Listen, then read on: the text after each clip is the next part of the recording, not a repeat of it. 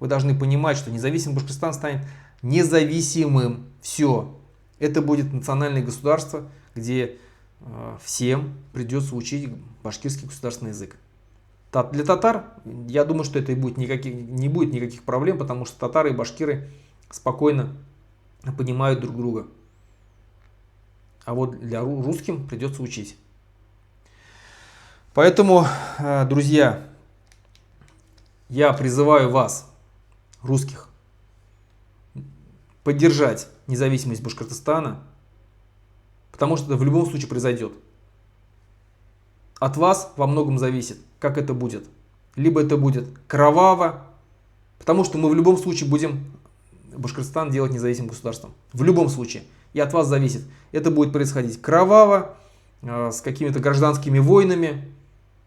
Либо вы признаете, что башкиры имеют право на свое национальное независимое государство.